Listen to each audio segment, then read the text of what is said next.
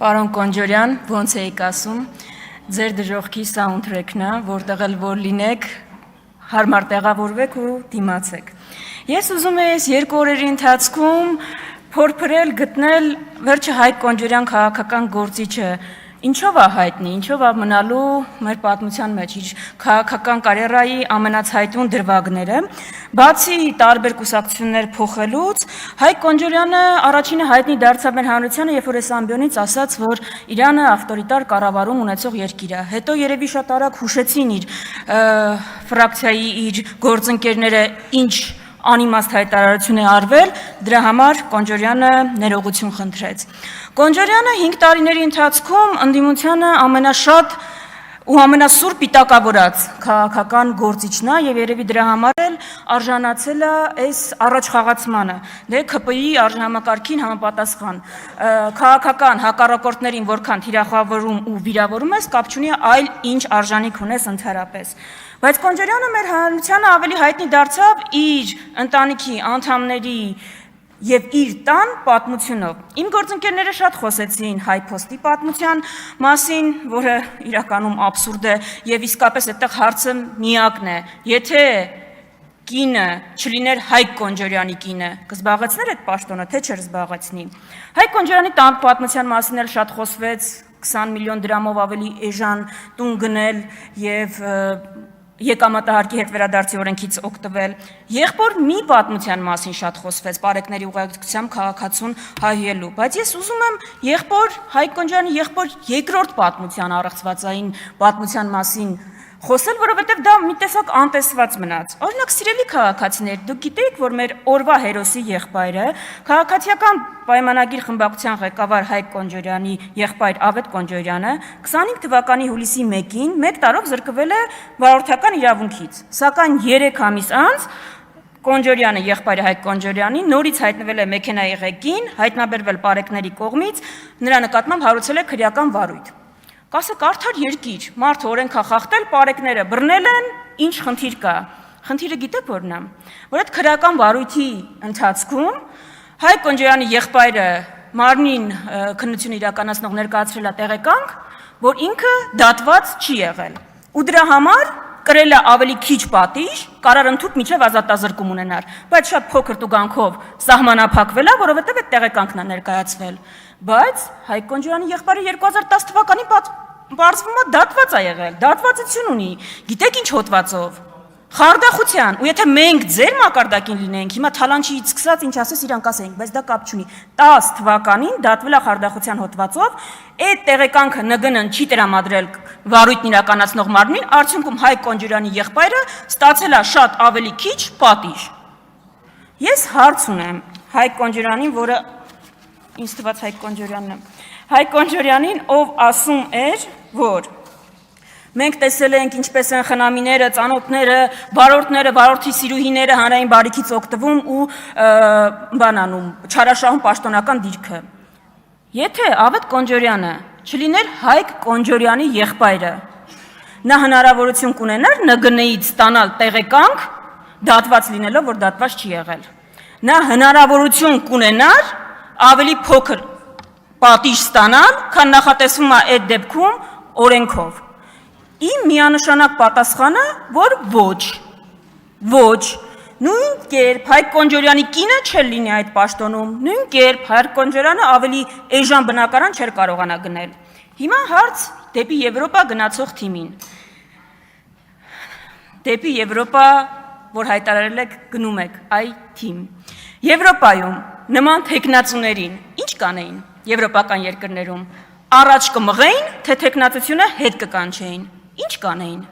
այսքան սկանդալների կենտրոնում հայտնված որևէ թեկնածուի, եթե չգիտեք հարցի պատասխանը, հետ կկանչեին, դուք առաջ եք մղում, որովհետև խնդիր չունի ինքը, կարմիր գիծ չունի, ընդդիմությանը Նիկոլ Փաշինյանը ինչ հայտարարի, Հայկ Կոնջորյանը կբացի Աճարյանի բառարանը, կգտնի մի բառ, որ քիչ է օգտագործվել, կգա այստեղից ելույթ կունենա, որ տպավորիչ վերնագիր ստանա։ Ես իրականում փորձեցի մի քիչ Հայկ Կոնջորյան լինել եւ AI-ին շատ եմ օգտագործում, բավական ակտիվ օգտատեր եմ AI-ի, խնդրեցի, որ AI-ը որպես Հայկ Կոնջորյան քաղաքական գործիչ հանդես գա ու գնահատի Հայկ Կոնջորյանին, այսինքն ինքը իր գնահատականն է որպես Հայկ Կոնջորյան, տա Հայկ Կոնջորյան քաղաքական գործչին։ Լավ բաներ չասես ձեր մասին է, տարբեր վերնագրեր առաջարկեց, օրենքից վեր դասած ֆեոդալական կաստայի ներկայացուցիչ, կոռուպցիոն կրկեսի գլխավոր ակրոբատ, իշխանական քլիկբայթի գրոսմաստեր։ Եթե մենք ձեր ոճով ելույթ ունենանք, կարելի էր գար այս բանը խրոխտ արտահայտություններ անել, վերնագրերը ստանալ ու մեզնից գոհ գնալ նստել հուսալով առաջ խաղացման համար։ Ուրեմն Հայկ Կոնջորյան քաղաքական գործիչը Հայաստանի քաղաքական պատմության մեջ մնալու է այս ամենով, այս սկանդալներով, այս բառապաշարով եւ չգիտեմ էլ ինչ գին ունի իր այս առաջխաղացումը, ճիշտն ասած Հայկ Կոնջորյանը իմ սրտին մի նոր վերքել բերեց, երբ կարդացի իր ստատուսը այն մասին, երբ իր եղբոր հետ հայտնի պատմությունից հետո ինքը փորձում էր տարանջատվել իր եղբորից, ասում էր ես կապ չունեմ, ինչ եղել է այնտեղ բան արեք, իմ անձի հետ եմ փորձում կապել, եթե ձեր անձի հետ էս մարդիկ կապ չունենային, այսքան արտոնություններ կստանային, բավաս մնացածի եղբայրները չեն ստանում, Հայկ Կոնջորյան։ Այս ամեն ինչը օրվա հերոսի մասին։ Հիմա մի քանի այլ արտահայտությունների մասին, որ այստեղ հնչել են։ Նախ, ինչքան կարելի է գալ մանիպուլացնել այստեղից,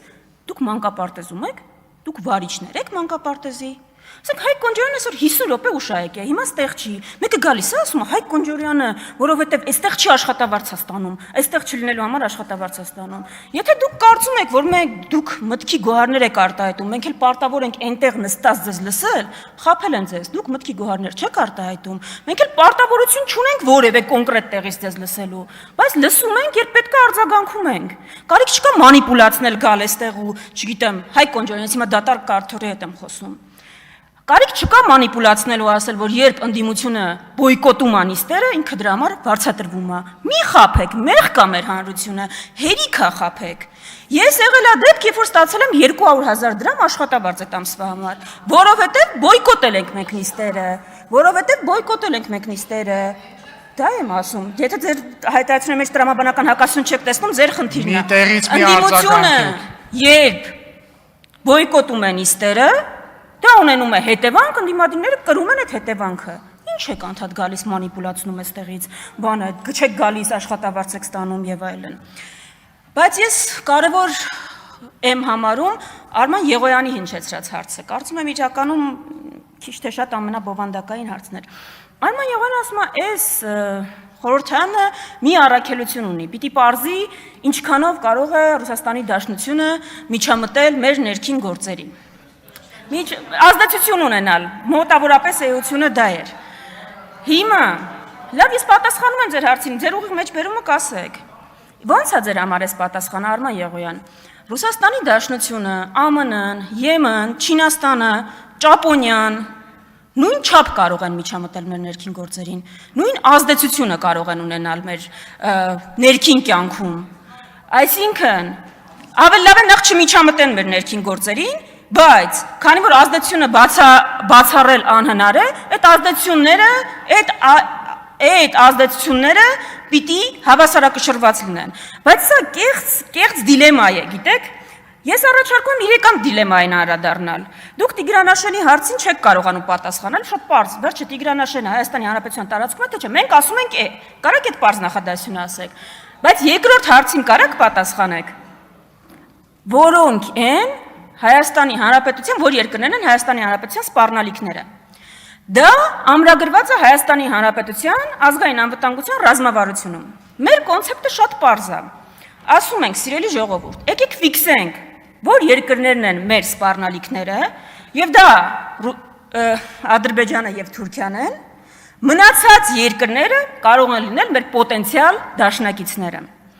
Դուք ասում եք, եկեք սպառնալիքին սպառնալիք չանվանենք, դրանով սպառնալիքը կդադարի սպառնալիք լինել, ու եկեք թշնամիներ ման գանք, որտեղ կարող ենք։ Ունենք բարեկամական հարաբերություններ, բայց ինչի՞ է մեզ պետք բարեկամական հարաբերություններ։ Այդ դեպքում մենք չենք կարող այս ամբիոնից կանգնենք, ասենք մենք մենակ ենք աշխարհում։ Այդ զոհի կարգավիճակի մեջ չենք կարող մտնենք։ Եկեք փչացնենք այդ բարեկամական հարաբերությունները։ Եկեք անենք անպատասխանատու հայտարարություններ, որի հետևանքները մեր քաղաքացիները կկրեն։ Մենք դեմ ենք դրան։ Դրա համար սլաբո, եկեք ֆիքսենք սպառնալիքները, Մնացածի հետ բարեկամանանք։ Կարող եք չեմ ավարտել, չի ավարտել ժամանակը, վիշտապեք։ Կարող եք ֆիքսել սպառնալիքները։ Կարող եք գալ ասել, որոնք են մեր երկրին սպառնալիք հանդիսացող երկրները։ Շնորհակալություն։